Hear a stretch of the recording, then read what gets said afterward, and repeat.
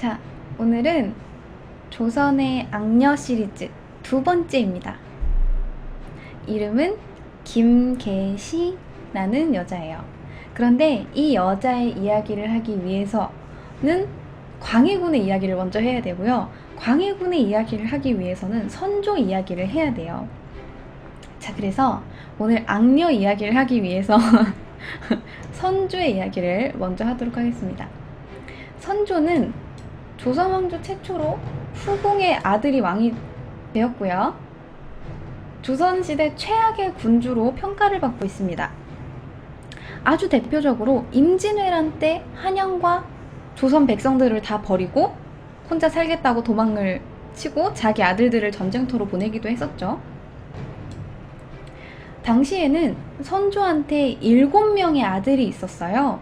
그런데 첫째, 당시 21살이었던 임해군은 함경도로 보냈고요. 둘째였던 광해군은 조선 곳곳을 돌아다닙니다. 당시에 13살밖에 안 됐었던 순화군은 강원도로 내려갔어요. 그래서 세 아들들을 이렇게 쫙, 너희들이 백성의 밀란을 좀 이렇게 좀 보듬어 주고 너희들이 알아서 좀 해봐. 아빠는 왕이니까 살아야 돼요 하면서 이제 갔어요. 그런데 당시에 친성군과 정원군은 선조를 같이 따라서 도망을 갔거든요. 거의 망명하다시피 갔어요. 근데 같이 따라가면서 수행을 했는데 정작 당시 세자였던 광해군이 전국을 돌면서 싸웠어. 자기가 위험할 정도면 세자를 같이 데리고 가야 되는 거 아니에요? 왜 신성군이랑 정원군이 왕을 따라서 갔을까요? 사실 선조는 신성군을 세자로 올리고 싶어 했어요. 그래서 임진왜란 직전까지 세자 책봉을 계속 미루고 있었습니다. 그런데 하필이면 임진왜란이 탁 터져버리는 바람에 어쩔 수 없이 부득이하게 광해군을 왕세자로 삼은 거였죠. 그래서 선조는 혹시라도 우리 광해군이 전쟁터에서 죽으면 안전하게 데리고 온 신성군을 세자로 삼을 생각이었어요. 그렇게 임해군과 순화군이 각각 함경도와 강원도로 내려갔는데 왜 여기로 내려갔냐면 태조 이성계가 태어나고 활약을 한 곳이었기 때문이에요. 그리고 조선의 최정예 병력이 있는 곳이기도 했기 때문에 여기로 보냈는데 문제는 순화군이 가려고 했던 강원도가 이미 일본군에 의해서 이제 점령을 당했기 때문에 어쩔 수 없이 순화군은 같이 임해군과 다니게 돼요. 그래서 함경도로 향하는데 이 두 아들이 참고로 여러분들은 잘 모르시겠지만 거의 역대급 개망난이들이에요. 정말 개망난입니다. 그래서 민심을 수습하기는커녕 전쟁 중에 돌아다니면서 밥 좀 차려와봐. 밥 이렇게 딱 내요. 밥입니다. 다 이렇게 내놓으면 왕자가 먹는 밥상에 지금 고기가 안 올라와 있잖아. 엎어!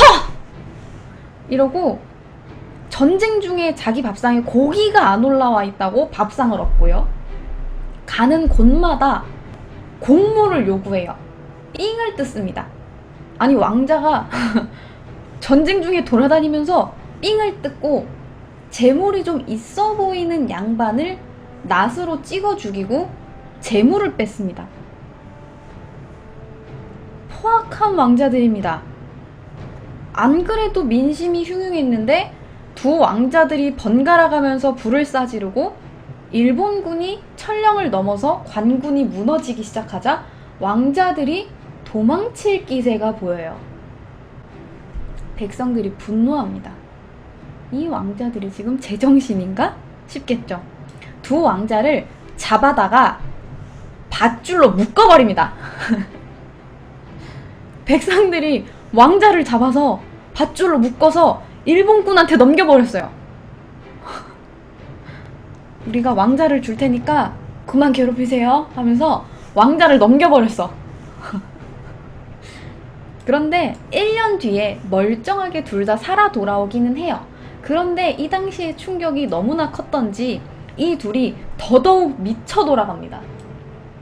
특히나 임해군은 왕자가 공물을 약탈을 하고 백성을 구타하고 재산을 강탈하더니 갑자기 또 도승지의 첩이 너무 예뻐 보였던 거야. 그래서 강도로 위장합니다. 도승지를 죽이고 첩을 빼앗아요. 결국 서인, 남인, 북인 등 서로 싸우고 있던 당파가 위하더월드를 외치면서 임해군을 죽이라면서 상소를 겁나 올리기 시작합니다. 당파 싸움 도중에도 만장일치를 이끌어낸 엄청난 왕자예요. 그런데 결국 왕자를 죽이지는 않고 임해군을 귀양을 보내게 되는데 이곳에서 의문사를 했다고 합니다. 자, 그리고 당시에 13살이었던 순화군은요, 개차반이었던 성격이 더더욱 개차반이 됩니다. 알려진 것만 해도 40명이 넘는 백성을 죽였고요. 밥상에 채소가 신선하지 않아. 이거 기른 농부 불러와. 이래서 구타를 합니다. 그리고 고기가 올라오지 않는다고 사람을 패기 시작합니다.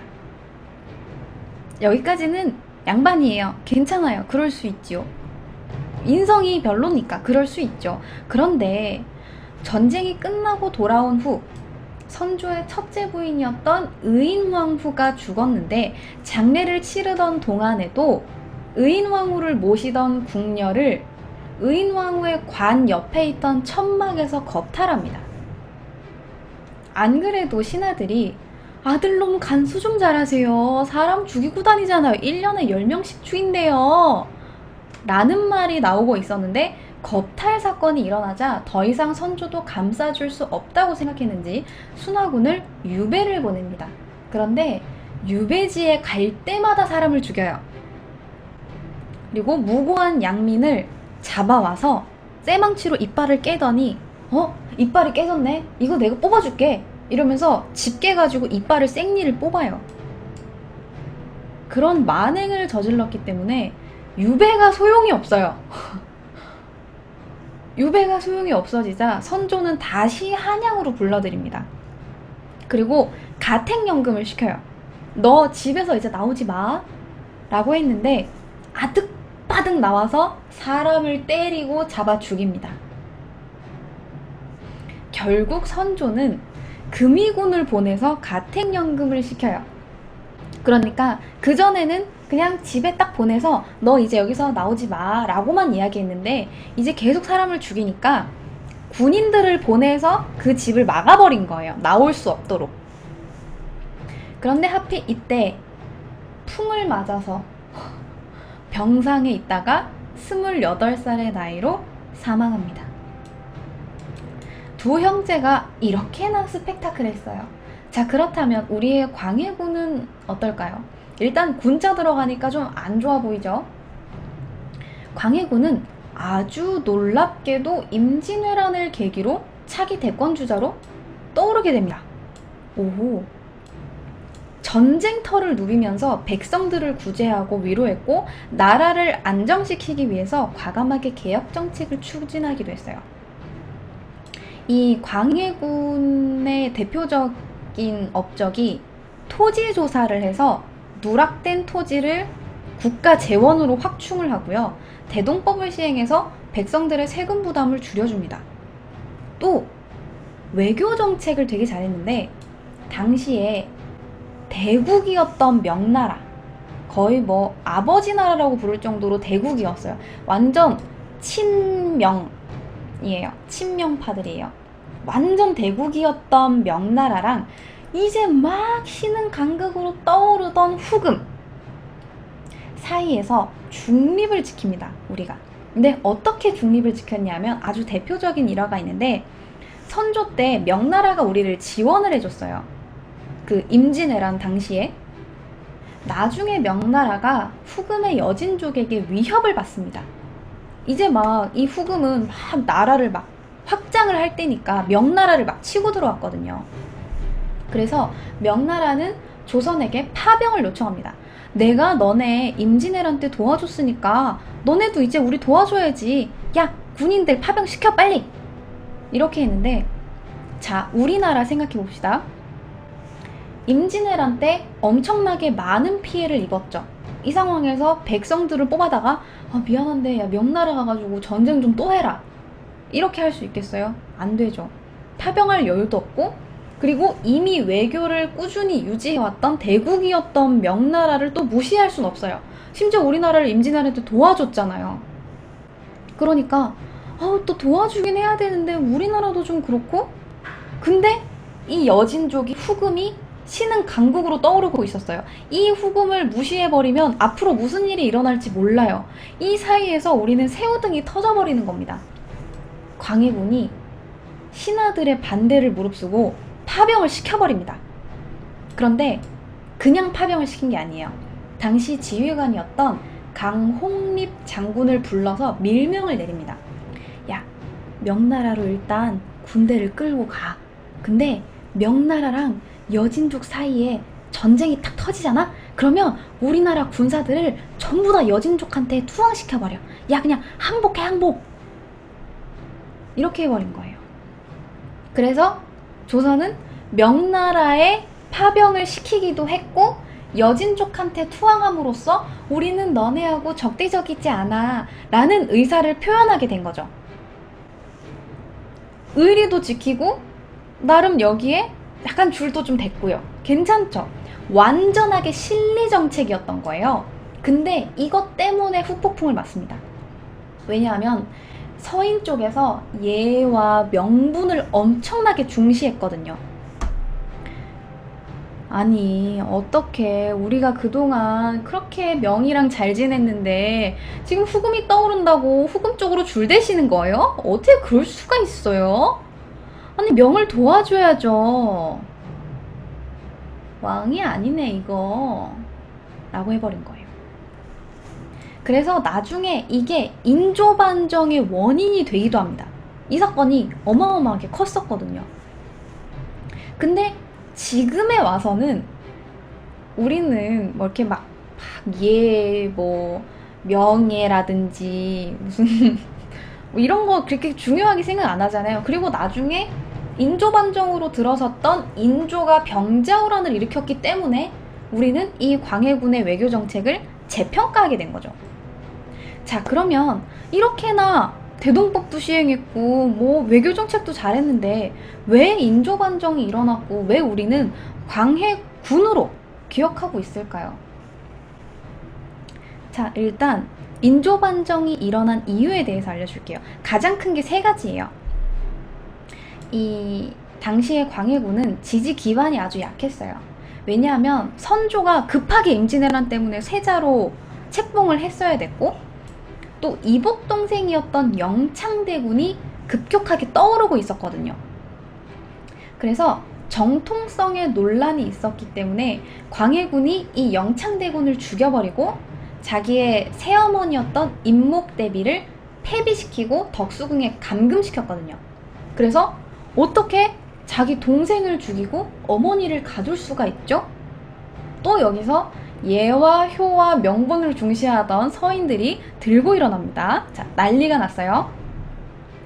일단 가장 큰 이유는 이거였어.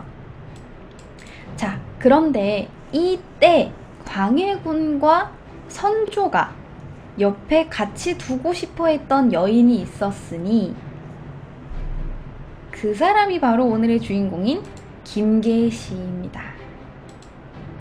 김계시는 끼일개에 똥시자를 씁니다. 그래서 풀었으면 김개똥이입니다. 김개똥이가 궁에 들어오면서 총애를 받고 가희라는 이름을 받았는데 이 가희라는 게 음차 때문에 계시라고 적혔다라는 이야기도 있고요. 보통 왕을 홀린 악녀라고 하면 보통 엄청나게 예뻐서 이리 와, 네가 왕이니? 약간 이런 느낌이 있거나 아니면 막 예술적으로 막 가야금을 막 타가지고 왕이 오호라 너는 내 옆에 있거라 약간 이런 느낌이 있어야 되는데 이 김계시는 좀 달랐어요. 개똥이는 광해군 일기에도 적혀 있는데 김계시는 나이가 들어서도 용모가 피지 않았으며 교활하고 계략이 많았다라고 기록이 되어 있어요. 그리고 광해군 일기에서 가장 많이 언급되는 인물이기도 합니다. 이 김계시는요, 진짜 머리가 좋았어요. 김계시는 맨 처음에는 관청 노비 출신이었습니다. 그런데 14살에 입궐을 해서 광해군이 세자로 머물고 있던 이 동궁전 시녀로 배치가 되었는데, 처음에 김계시는 못생겼기 때문에 광해군의 주목을 그렇게 받지 못했어요. 그런데 이 당시 선조가 광해군을 상당히 탐탁치 않게 여겼고 이거를 김계시가 눈치를 챈 거예요. 비록 천민 출신이었지만 그를 알고 엄청나게 꿈이 컸던 이 김계시는 눈치를 채고 라인을 타기 시작합니다. 그래서 이 선조 쪽인지 첫째인 임해군 쪽인지 아니면 광해군 쪽인지 영창대군 쪽인지 속에서 굳이 선조가 싫어했던 광해군 라인을 탔어요. 광해군이 훨씬 더 세자로서 가능성이 있다고 봤던 거죠. 그래서 라인을 딱 타자마자 엄청나게 극진히 광해군을 보필하기 시작합니다. 광해군이 감기에 걸리면 밤새 옆을 지켜요. 어떡해, 우리 세자잖아, 이렇게 아파서 어떡해요, 이러면서 밤새도록 지극정성으로 광해군을 보필해. 그래서 약간 엄마한테도 사랑을 못 받았고 아빠도 자기를 싫어하는 상황에서 김계시가 자기를 막 그렇게 옆에서 보필을 해주니까 약간 광해군이 김계시한테 마음을 열기 시작한 거죠. 자, 그런데 이 임진왜란이 발발하자 선조가 피난길에 오르는데 김계시가 선조랑 같이 피난길에 올랐어요. 그리고 광해군을 왕세자로 책봉을 하고 그냥 통치를 맡겨버린 거죠. 자, 그런데 이렇게 막 피난길에 오르고 그냥 나중에는 광해군한테 맡겨버리고 무력하게 이렇게 있던 선조의 눈에 김계시가 눈에 띄기 시작합니다. 예뻐서가 아니에요. 그를 알고 문서를 엄청나게 잘 처리하고 민첩하고 똑똑하고 눈치가 엄청 빨랐기 때문이에요. 그래서 선조의 총애를 받습니다. 그렇게 정오품 특별상궁이 돼요. 그래서 원래 동궁전 궁녀였다가 선조의 특별상궁이 되면서 선조랑 광해군을 같이 모시는 궁녀가 된 거예요. 자, 그런데 이 김계시가 나중에 선조의 후궁이 되거든요. 특별상궁이면 후궁처럼 이제 승흥궁녀 같은 건데 실제로 선조한테 승은을 입었다고 보지는 않아요. 근데 이 김계시가 양쪽을 다 모시면서 선조랑 광해군 사이에서 어떻게 조율을 잘 했다고 보여져요. 근데 이 선조랑 육체적인 관계, 승은을 입지 않았다고 생각이 되는 이유가, 왜냐하면 원래는 왕의 승은을 입었다 하더라도 왕의 자식을 낳지 않았으면 그 전 왕이 죽으면 거기에 있던 궁녀들은 다 밖으로 나가야 돼요. 근데 이 김계시는 선조의 아들이나 딸도 낳지 않았는데도 불구하고 광해군이 왕이 되었는데 계속 그 옆에 있었단 말이에요. 그래서 그냥 예뻐만 했지 김계시에게 특별히 승은을 내렸다거나 뭐 그러진 않았을 거라고 봐요. 자, 그래서 선조가 사망을 하고 광해군이 즉위를 하는데 김계시는 이제 궁녀였다가 왕의 바로 밑에 있는 궁녀인 지밀상궁이 됩니다. 최측근 지밀상궁이 돼요. 근데 이때 엄청나게 광해군이 욕을 먹었어요. 왜냐하면 선조의 특별상궁인데 아빠랑 아들인데 어떻게 같은 궁녀를 저렇게 막 탐하고 그래? 아우, 광해군 진짜 안 되겠어 라면서 욕을 엄청 먹었는데 광해군은 듣지 않아요. 김계시가 옆에 꼭 있어야 했거든요.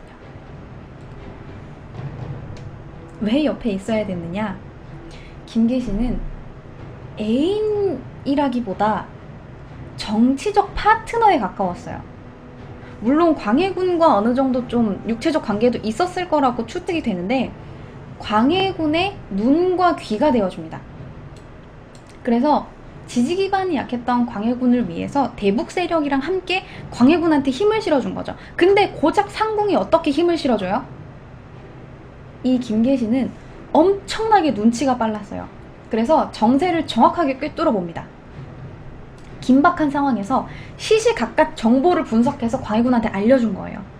이번에 어떤 신하가 무슨 짓을 했다고 합니다. 이거 약간 냄새가 납니다. 약간 이런 식으로 뒤에서 알려준 거죠. 그래서 국정 전면에는 드러나지 않으면서 핵심 국정 현안에 대해서 조언을 할 수 있고 문제가 생기면 대신 아무 문제 없이 궁궐을 나갈 수 있고 대신 궁궐 밖의 일을 조율해 줄 수 있는 김계시가 엄청나게 중요한 역할이었던 거죠. 그러다 보니까 김계시는 언제든지 후궁이 될 수 있는 위치였어요. 광해군의 어마어마한 사랑을 받았으니까요. 근데 김계시는 후궁이 되지 않았어. 보통 궁궐의 여자라고 하면 왕의 여자가 돼서 왕의 아들을 낳고 내가 중전이 되어 결국 나는 대비가 될 것이다. 약간 이런 꿈을 꾸는데 김계시는 그런 꿈을 꾸지 않았어요. 나는 최고 상궁이 되어서 권력 싸움에 휘말리지 않고 광해군 옆에서 가늘고 길게 오래오래 내 권력을 유지하는 게 꿈인 거예요. 그래서 실제로도 김계시는 상궁에 불과했지만 어느 권세가 부럽지 않게 권력을 휘둘렀다고 합니다. 당시 기록에 따르면 궁궐 안의 모든 일이 김계시의 손에 의해서 이루어졌다고 할 정도래요. 그러니까 지금으로 따지면 비선실세인 거죠. 전면에 드러나지 않는데 뒤에서 속닥속닥 하면서 정치를 뒤에서 막 자기 맘대로 하는 거죠. 그래서 인조실록에는 당시 광해군의 오른팔 역할을 했던 대북파의 수장이었던 이첨이 이 김씨에게 빌붙었다라는 말이 있어요. 권세가가 고작 후궁도 아닌 상궁한테 빌붙을 정도예요. 어마어마하죠. 그래서 크고 작은 벼슬이 전부 이 김씨와의 협의를 거친 후에야 낙점을 받았다 라고 표현이 돼 있어요. 물론 반정을 일으켰던 인조실록에 나온 거니까 좀 더 안 좋게 표현이 될 수도 있었겠지만 김계시가 진짜로 비선실세였던 건 확실합니다. 이 이첨이라는 인물 역시 대북파의 수장이자 임진왜란이 끝나자마자 광해군 라인을 탄 사람이에요. 그래서 광해군을 지지하는 상소도 올리면서 지지 기반이 약했던 이 광해군을 정치적으로 받쳐준 역할을 했습니다. 그래서 정치적으로 왼팔은 이이첨이고요. 약간 뒤에서 이렇게 확 정보를 알려주고 중요한 걸 대신해주는 사람은 오른팔이었던 김계시였던 거죠. 근데 그 중에서도 광해군은 세자 시절부터 함께했던 이 김계시를 좀 더 총애했던 것으로 알려져 있습니다. 무려 여자이면서 궁녀인 김계시가 왕궁에서 서열 2위가 되어버립니다. 무소불위의 권력을 휘두릅니다. 기록에 이렇게 나와 있어요. 양반들에게 인사청탁을 받고 고위관리부터 말단관리에 이르기까지 1000량, 100량 하는 식으로 모두 정해진 액수가 있어 값에 따라 선발하고 낙점 또한 이런 액수로 정해졌다. 김상궁이 붓을 잡고 마음대로 하니 왕도 어떻게 하지 못했다. 라고 적혀 있어요. 그렇게 김계시는 엄청난 양의 뇌물을 받으면서 자신의 사리사욕을 채우기 시작합니다. 타락한 권세가가 되어 이제는 광해군의 눈과 귀를 멀게 하는 거죠. 또 보통은 왕이면 중전이 서열 2위가 되어야 된다고 생각하는데 이 중전을 세우는, 즉 궁녀가 광해군이랑 동침을 하기 위해서는 이 김계시의 허락이 필요했어요. 이것도 뇌물을 받아요. 여자들의 집안에서 뇌물을 받고 동침의 순서를 정해줍니다. 자기가. 인사권을 전부 다 그냥 장악해버린 거. 궁궐이 자기 거야. 그냥 왕도 내 맘대로 할 수 있고 왕의 여자도 내 맘대로 할 수 있는 거예요. 그래서 이 김계시는 자기의 권력을 오랫동안 유지하기 위해서인지 아니면 그냥 본인이 악역을 자청했고 광해군을 정말 좋아해서 보필하고 싶었던 건지는 모르겠지만 광해군의 정적을 제거하기 시작했는데 그 중에 인목대비가 있었던 거예요. 인조반정의 계기가 되었던. 광해군은 어머니인 인목대비의 정면으로 맞서지는 못했어요. 약간 측면으로 살짝 그건 좀 아니지 않나요, 어머니? 약간 이런 식으로 대했는데 김계시가 광해군을 대신해서 인목대비에 맞섰어요. 그래서 인목대비의 궁녀들을 회유합니다. 그래서 첩자로 쓰기도 하고요. 사건을 조작해서 야, 네가 이거 인목대비한테 이거 허락받았다고 얘기하고 네가 이거 책임지면 내가 니네 집은 알아서 해줄게. 이런 식으로 해서 누명을 씌워요. 대비한테. 어마어마하죠? 그래서 1613년 인목대비와 그의 아버지를 처리를 합니다. 그 인목대비 아버지한테 사약을 내리고요. 세자를, 그러니까 이 영창대군이 이제 막 실세로 떠오르고 있었기 때문에 영창대군을 어떻게 해야 되는 거야. 제거를 해야 되는데 이걸 위해서 인목대비랑 영창대군을 같이 처리해요. 인목대비가 영창대군을 임금으로 세우려고 했다. 이건 반란이다. 라고 해서 더블로 묶어서 보내버립니다. 영모죄로 그냥 묶어버린 거죠. 이건 답이 없어요. 영모죄로 묶이면 어쩔 수 없어요. 그래서 영창대군은 강화도로 유배를 갔는데 유배를 가서도 살아있는 것 자체만으로도 세력이 몰릴 것 같은 거예요. 나중에. 그래서 영창대군을 죽이기로 합니다.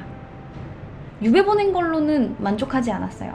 그래서 광해군에게 위협이 될 거라고 생각했던 이 영창대군을 어떻게 죽였냐면 작은 골방에 가둬놔요.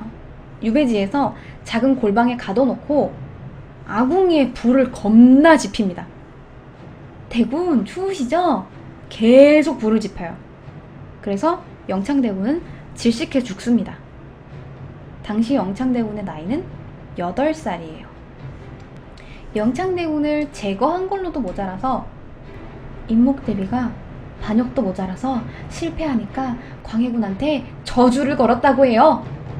라고 해서 거짓 사건을 꾸며서 유폐시켜버립니다. 이것 때문에 인조반정의 계기가 된 거죠.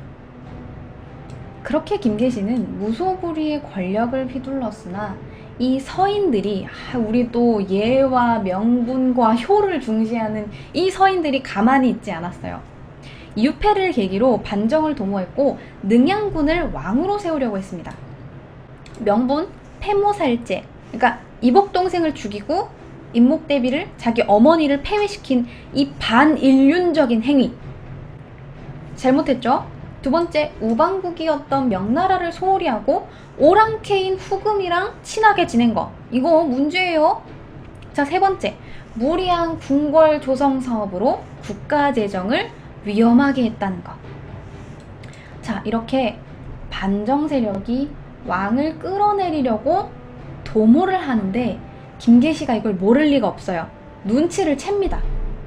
아, 이제 곧 반란이 일어나겠구나. 이번에는 라인을 다르게 탑니다. 광해군을 배신하고 서인 세력에 붙어버립니다. 그리고 딜을 걸죠. 반정 후에도 나의 안위와 나의 세력을 유지하는 조건으로 내가 왕의 눈과 귀를 멀게 하겠다. 그러니까 반정이라고 아무리 얘기해도 내가 아니라고 하면 아닌 거예요. 내가 반정 성공하게 해줄 테니까 나 좀 살려주고 나중에 다른 왕이 올라오더라도 내 세력을 좀 유지시켜주세요 라고 딜을 합니다. 그래서 광해군한테 나중에 소문이 파다하게 퍼지니까 상소문이 올라오기 시작해요. 반역을 저지르고 있다고 합니다. 지금 반역 세력들이 이만큼 모였다고 합니다. 영모 주동자는 김자점이라고 합니다. 라고 상소가 올라오는데 김계시가 옆에서 그럴 리가 없습니다. 김자점은 충성스러운 신하이니 반역 같은 것과는 거리가 멉니다. 라고 이야기합니다. 그렇게 광해군은 철석같이 믿어버렸어. 아하! 반역 같은 건 없구나. 라고 믿어버렸어요. 그리고 반정 당일에도 궁중연애를 벌이고 있었던 이 광해군은 반정군이 몰려온다는 보고를 받았으나 이를 무시했어요. 우리 개똥이가, 우리 가희가 그럴 리가 없다고 했어. 안 올 거야. 니네가 잘못한 걸걸? 이라고 해서 정말 코앞에까지 닥칠 때까지 별다른 조치를 취하지 않았어요. 만약에 이때 알아서 어떻게 처리를 했으면 이 실패할 수도 있었어요. 인조반정이. 결국 반정군이 창덕궁에 들어온 후에야 피신을 했고요.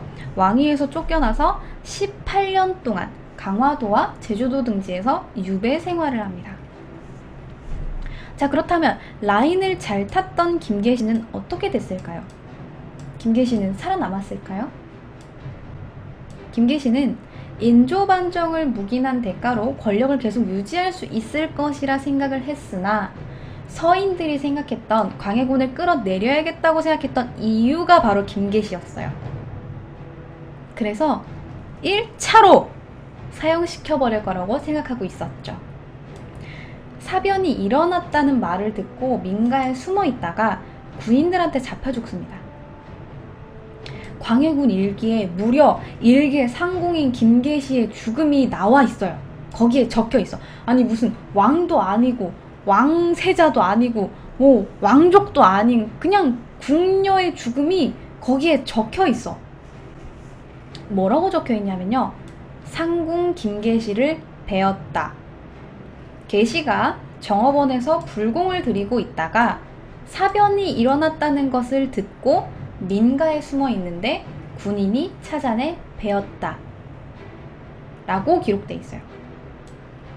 그렇게 조선 3대 악녀로 불리며 비선실세로 유명했던 김계시는 사망하게 됩니다. 네, 그렇게 막을 내린 거죠. 자, 이렇게 오늘 컨텐츠는 마무리하도록 하겠습니다.